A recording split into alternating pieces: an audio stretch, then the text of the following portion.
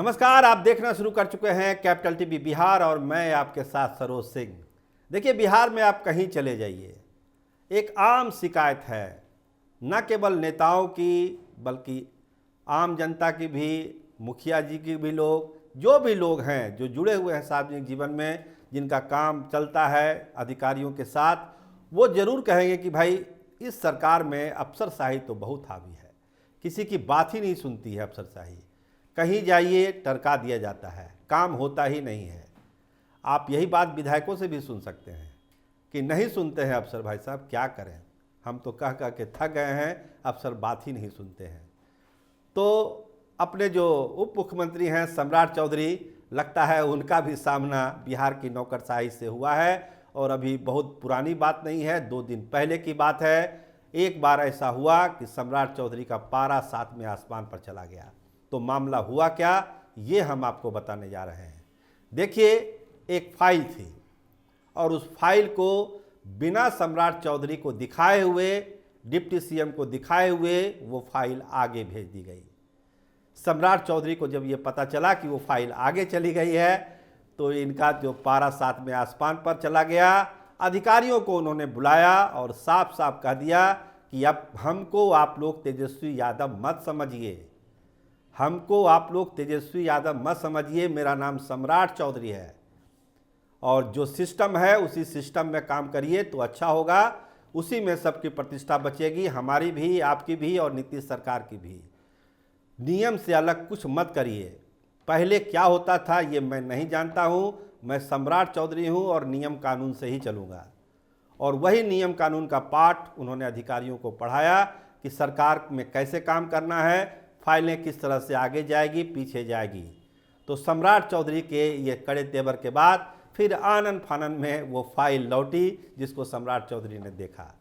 तो ये एक उदाहरण है कि नौकरशाही किस तरह से काम करती है बिहार में। न केवल पटना मुख्यालय में बल्कि ज़िले में चले जाइए, ब्लॉक में चले जाइए, अपने अपने हिसाब से नौकरशाही अपना काम करती है। तो जनता की जो ये शिकायत रहती है, तो इसमें कुछ गलत बात भी नहीं दिख रही है कि अफसरशाही किस तरह से अपने तरीके से काम करती है। तो जनता फिर कहाँ जाए? अगर नौकरशाही उनकी बात नहीं सुनेगा तो जनता जाए कहाँ? यही सवाल अब इस सरकार में भी पूछा जा रहा है। जो सम्राट चौधरी के साथ जो घटना हुई, उसके बाद ये चर्चा तेज है कि जब सम्राट चौधरी के मामले में इस तरह की बात हो सकती है तो आम लोगों का क्या हो सकता है? क्या ये मामला इतना छोटा है जिसको भुला दिया जाए, या फिर एक नज़ीर बनना चाहिए इस तरह की चीज़ों की? क्योंकि जनता और नौकरशाही का जो संबंध है, जो रिश्ता है, वो तो चलेगा, काम होगा, सरकारी काम होंगे, उसमें नौकरशाही से तो आम जनता का रिश्ता रहना ही रहना है, उससे आप अलग उसको नहीं कर सकते हैं। लेकिन एक नियम के दायरे में बंधा के एक तरीके से जो काम होता है वो जनता के अनुकूल हो, जनता को सुविधा हो, जनता को परेशानी ना हो। ये लोकतंत्र की खूबसूरती है कि इस तरीके से काम हो।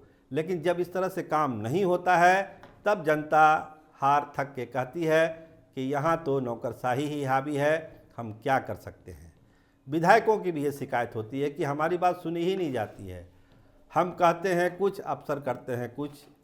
नदी को कैसे साफ रखना है, नाला कहाँ बनना है, क्या होना है, नहीं होना है, हम अपने तमाम प्रस्ताव देते हैं, उन प्रस्तावों पर अमल नहीं होता है। अधिकारी अपने हिसाब से आकलन करते हैं, अपने हिसाब से काम कर देते हैं। तो हम अपनी शिकायत लेके कहाँ जाएं? तो ये जो पीड़ा है जनप्रतिनिधियों की, आम जनता की, इसको एड्रेस करना ज़रूरी है, नहीं तो ये गुस्सा बढ़ेगा।